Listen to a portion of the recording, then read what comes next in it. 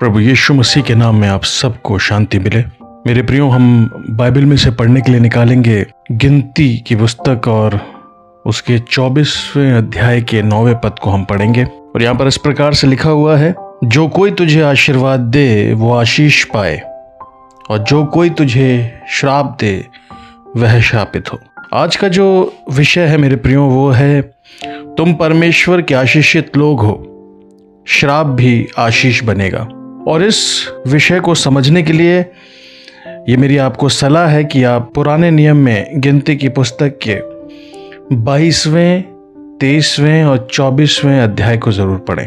इन तीनों अध्यायों में बिलाम जो कि भविष्यवक्ता था, उसके द्वारा राजा बालाक के कहने पर इजरायलियों को श्राप देने की बात का पूरा वर्णन मिलता है।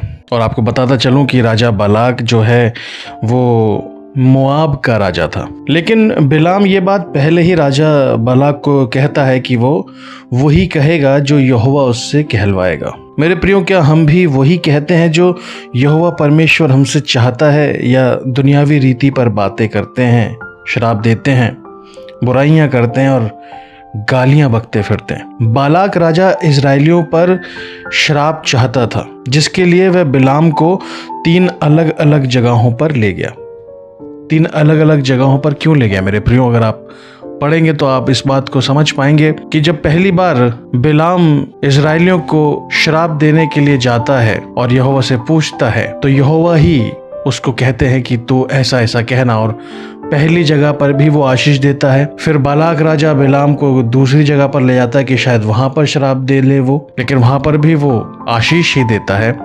और ऐसे ही तीसरी जगह पर भी वो जब लेकर जाता है तो वहां पर भी बिलाम इजरायलियों को आशीष ही देता है। इन तीनों जगह जब वो जा रहे थे तो इजरायलियों को पता भी नहीं था कि कोई उन्हें श्राप देना चाहता है। हाँ मेरे प्रियो, आपको भी पता नहीं कि कौन आपसे प्रेम करता है, कौन आपसे नफरत करता है, कौन आपको आशीष दे रहा है, कौन आपको श्राप दे रहा है। बहुत सी बार जब आप सामने होते हैं तो लोग आपके मुंह पर आपको आशीष देते हैं, आपके लिए अच्छी अच्छी बातें करते हैं, लेकिन आपके पलटने के बाद में हो सकता है वो आपके पीठ पीछे आपकी बुराई करते हैं, आपको श्राप देते हैं।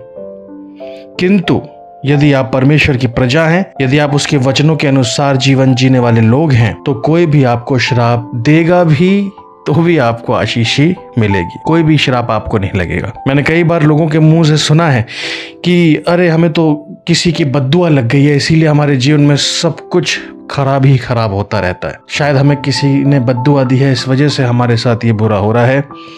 वो इसलिए क्योंकि अभी तक हम परमेश्वर की प्रजा नहीं बने, इसलिए हम इस बात को कहते हैं, इस बात को सोचते हैं कि शायद दूसरे की बद्दुआ हमें लग गई। अगर हम परमेश्वर की प्रजा बन जाएं, उसके वचन के अनुसार जीवन जीना शुरू करें, तो मेरे प्रियो सच जानिए, दुनिया का कोई भी श्राप आपके ऊपर नहीं लगेगा, वरन वो श्राप आशीष बनकर, जैसे बिलाम के मुंह से परमेश्वर यहोवा ने आशीष ही दिलवाई अपनी प्रजा के लिए, वैसे ही आपके लिए भी लोगों के श्राप आशीष बनकर आपके ऊपर आ ठहरेंगे। जैसे कि अभी हम लोगों ने पढ़ा गिनती 24 और उसके 9वें पद में, वहां पर इस प्रकार से लिखा है कि जो कोई तुझे आशीर्वाद दे वो आशीष पाए, और जो कोई तुझे श्राप दे वह शापित हो। मेरे प्रियो, अंत में इसी बात को आपको कहना चाहूंगा कि लोगों के आशीर्वाद या श्राप की चिंता ना करें, पहले परमेश्वर की प्रजा बने, उसके वचन के अनुसार जीवन जिएं। उनसे ना डरें जो शरीर को नाश कर सकते हैं, किंतु उससे डरें जो शरीर और आत्मा